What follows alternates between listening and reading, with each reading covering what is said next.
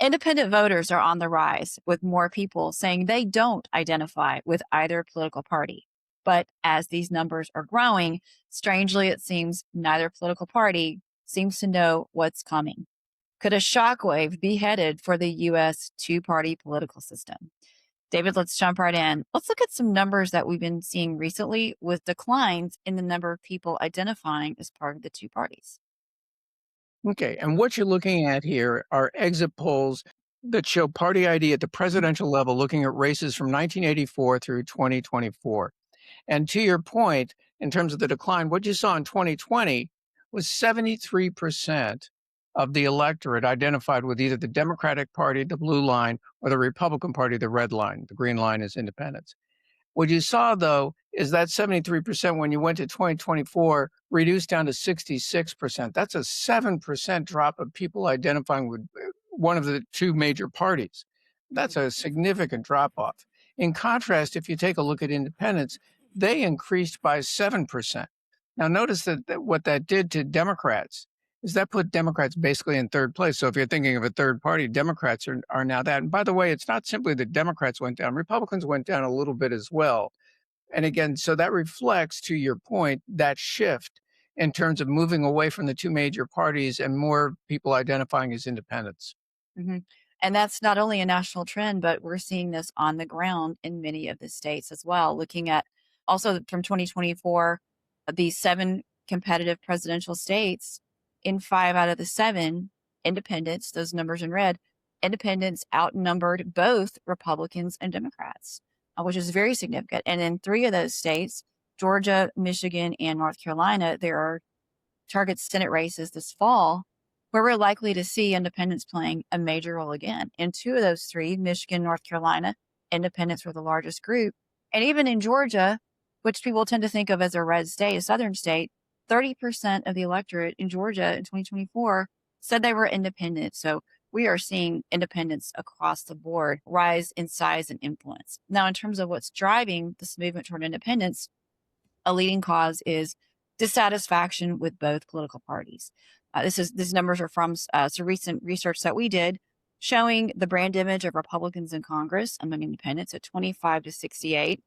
And Democrats are not much better at 30 to 62. So you're seeing unfavorables over 60% for each party. Also among independents, 42% said that they had an unfavorable view of both parties.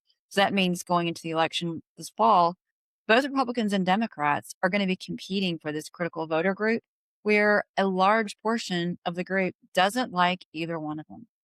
Now, we've seen, David, many political consultants and others be dismissive of this trend and who independents are.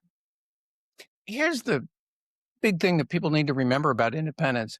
Their first political decision, basically in terms of the political process at this point, is they don't want to be a part of either party. And people tend to forget that. And so when you're approaching independence with partisan arguments, that's not what they want to hear. Yeah. They're looking for solutions. And so it's a whole different narrative and discourse that independents are looking for than the two-party basis. That's right. And we haven't really seen either party adjust their strategy to try to reach independence up to this point. Now, let's look at some of our numbers about attitudes among independents and why they're not identifying with either party. Well, and let's go to the sort of broader dynamic in terms of independents. They're just an unhappy group. In our most recent survey, 51% of independents identified some economic issue as the most important issue to them in terms of deciding how they were going to vote. So that gives you a sense of where they're at. And when you look at the biggest issue facing the economy is inflation, only 8% of independents think things are getting better in terms of inflation, while 74% believe it's getting worse. I mean, that's just a really remarkable number. Independents are very focused on outcomes and results. Right. And so, not surprisingly, 71% of independents think the country is seriously off on the wrong track. That's not a surprise given that 74% number that I just described to you.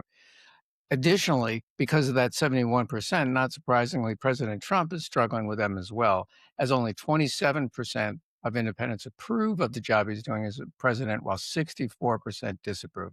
So, like I said, the theme for independents is they're an unhappy voter group at this point. Right. Well, we've been seeing for a long time that independents don't like partisan spin.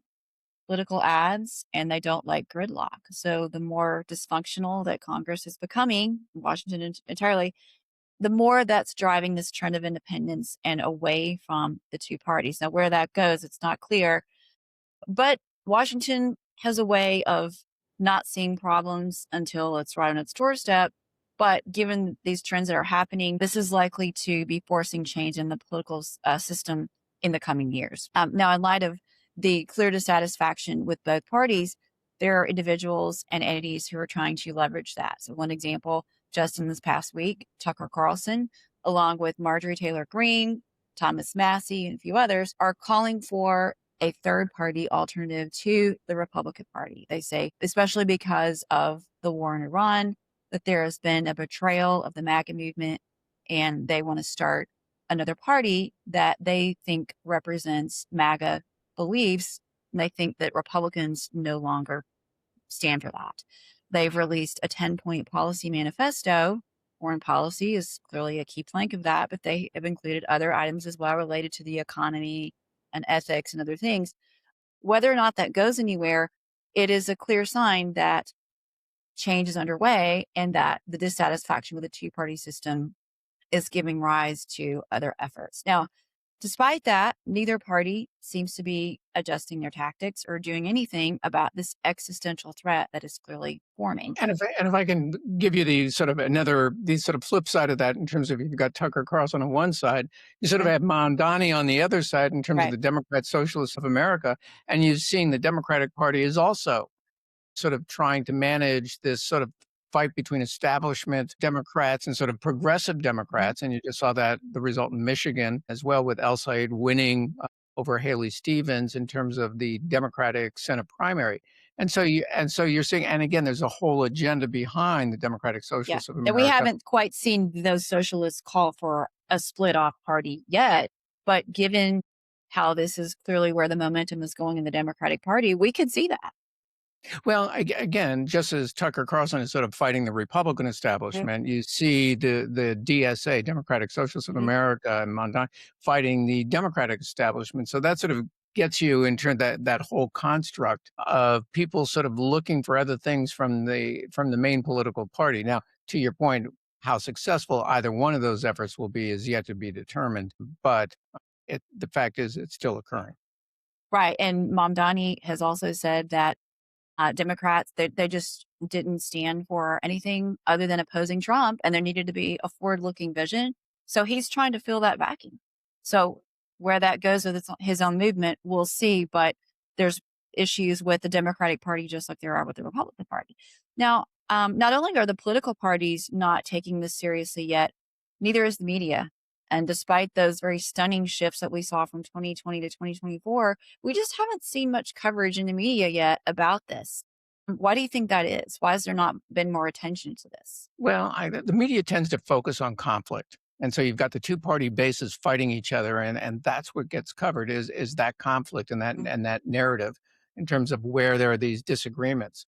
And as an extension of that, in terms of the political discourse, and this is what you see the consultants doing, Mhm. is they tend to want to focus on why the opponent that they're running against is so bad. And so it's a lot of attack ads. Well, when you look at independents, as you just did, and they've got unfavorables for both parties in the mid 60s. It's really hard to get them much higher than that. I mean, that Mhm. those are pretty dramatic numbers. On top of that, what you see as a result is there's also a focus from the consultants on the base in terms of just trying to Mhm. turn out the voters they think they need to win.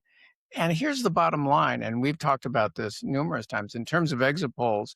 If you take out the liberal Democrats, this is a national level, if you take out the liberal Democrats and the conservative Republicans, you have 60% of the country left.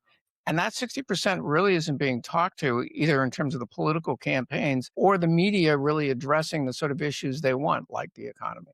The 60% of the country that is the majority, actually, Yes. and not part of either party's base. Now, in terms also, as we have seen, the way the media typically covers politics is that campaign consultants are their source. So to cover what's happening in the political system, media reporters tend to turn to campaign consultants. So if consultants are focused on it, then many people in the media, not all, but many are not going to be focused on that either. But it seems like this rising trend of independence is something that neither political parties nor the media is picking up on. Now, as we saw in 2024, independents outnumbering both Republicans and Democrats in several of those competitive states, we have particularly seen this trend on the rise in Western states like Arizona and Colorado that preceded many of these other recent trends.